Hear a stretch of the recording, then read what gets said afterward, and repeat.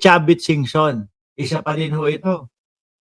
No? Si Boy Fresco naman ho, mga kababayan, na mukhang naiimbestigahan at makakasuhan din po doon sa di umanong black sand mining ho sa kanila. Kaya nag-iingay. Siguro mga kababayan, humihingi ng tulong dito kay kay Pangulong Bongbong Marcos. Kaso po, deadma. Sorry, iniimbestigahan ka. Kailangan mong sagutin yan. Kailangan mong anuhin yan. Humarap dyan. Di ba? Ganun po si Ganun po si Pangulong Bongbong Marcos sa nakikita ko ho No? Walang pakialam. Walang pakialam kung mga kaibigan niya yan. Importante, sagutin. Si Chavit. Para bumaba siya sa pwesto o manatili siya hanggang matapos yung mga hindi.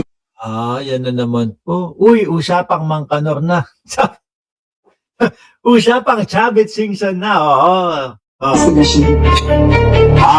advice ko sa my former friend. Ayip. Akala yata malaerap si Pangulong Bongbong Marcos. No? Hirap na hirap. Si Chavit. Ini-expect niya kapag kayong pumupunta siya doon sa mga sa mga rally, doon sa EDSA. Ang expect niya sisigawan siya, Chavit, Chavit. Nung pagpunta ko, sinigawan ko, rakot. Na bad trip, umuwi na lang. Uwi na nga lang ako. Mga bayaran po kasi yan sabi ni Chavit. Meron daw po siyang may advice daw po. Pangulong Bongbong Marcos, ano ba advice mo? Dapat sumuko na siya. Ayup. sabi ni Manong Chavit, dapat sumuko na siya. Bakit to? Kasi baka meron na naman siya sasabihin na, ako lang po meron ito, ebidensya. No? Si Bongbong Marcos may plunder. Sumuko. Baka ikaw ang kailangan sumuko. Kasi meron siya yung mga magkakaso, may nagkaso sa iyo. Tapos naano ka pa dyan sa mga conflict of interest, sa mga DPWH. Di ba? Kasi siguro, sa tanang buhay niya, iniisip niya, lagi na Singson yung apelido ko, Chavit ako, walang makakabangga sa akin. Kaso nagkamali siya kay Pangulong Bongbong Marcos. Kaya nagkakaganyan yung mama. Mas maganda kung sumuko sa pulis o sa military. Meron pang gano'n, Sumuko sa pulis o sa military. Bakit naman? Ano dahilan ng pagpapasuko mo? Huwag niyang antayin yung nangyari sa Libya. Naku, may pagbabanta. Huwag nang antayin yung nangyari sa Libya. Yan na naman ba yung pinagsasasabi mo? Na one time, big time?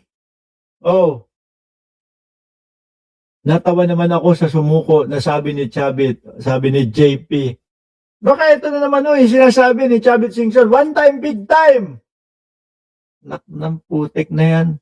Ilang buwan, ilang taon na for araw-araw rally. Lahat big time rally, lahat malawakang rally, lahat milyong taong rally. Hanggang ngayon po, ang presidente pa din si Pangulong Bongbong Marcos.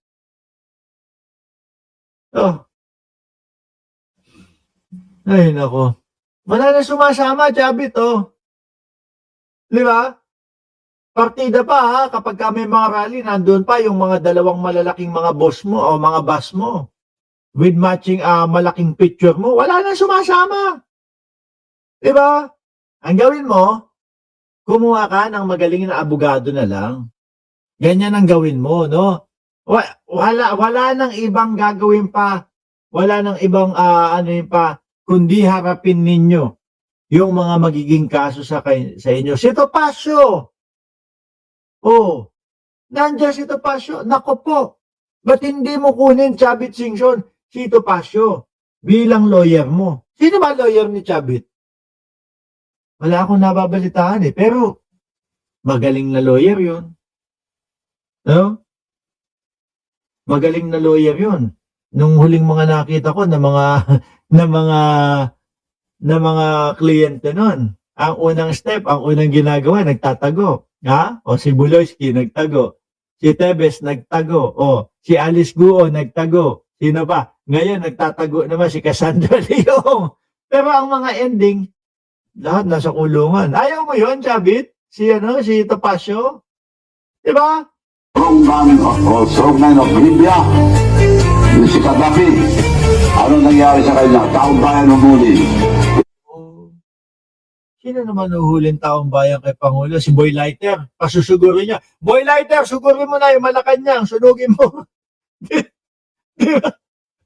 No, sisindihan natin yung lighter. Pupunta tayo sa Malacanang. Anak ng putik na yun. Hinihintay ko yung yung magiging kaso nun. Kasi mga kababayan, kapag yung mga kaso-kasong ganyan, it takes like 1 to 2 months, 3 months, bago talagang mapinal na, sige, kakasuhan, sasampanan natin ng kaso, kompleto, rekado, ebidensya, base doon sa kanya mga pinagsasabi na ganito, ganyan, hinihimok ang taong bayan na sunugin yung Malacanang, saka pa lang po yan. Pero lalabas po yan, magugulat na lang tayo. Natay. So, Bongbong Marcos, my former friend, kausapin na ng military o police, let us surrender. Wala kaming Pangulo ang pinapasuko, siya yung mga madaming iniimbestigahan sa kanya. Sabi, ni John C. Yalapan, January 31, mag-rally ang mga oplox na yan na naman. Kapagod naman yan, yung INC, wala. Isinampa na si Jaime Marcos doon, pinasigaw na, Bongbong, uwi na tayo, pagod na. Sinabi na gumagamit, ipinagbabawal na gamot si Pangulong Bongbong. Wala pa din. Dahil alam ng taong bayan, puro lang kasinungalingan mga pinagsasasabi nyo dyan. dito. Hindi ka makakaligtas. Ang laki yung ginawa niyong kalukuhan.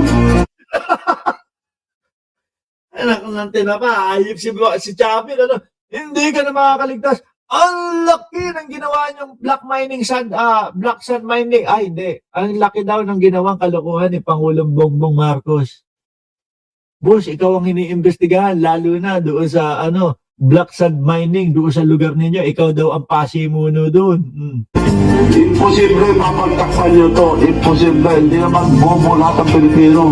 Oo nga. Totoo. Hindi, totoo. Totoo si Chavit. No, hindi bobo ang mamamayang Pilipino yung sinasabi nila. Yung mga betrayal of public trust, yung sinasabi nilang mga plunder. Hindi bobo ang Pilipino na bigla-bigla na lang maniniwala sa iyo nang walang ebidensya. Latagan mo kami ng ebidensya bago kami maniwala sa iyo. Ang liwanag, maliwanag pa sa buwan. Yung maliwanag. Puro ganyan lang yung mga DDS eh. Maliwanag, kitang-kita, halatang-halata. No? Tapos wala naman wala naman pong maipakitang ebidensya, mga bossing. O paano yun?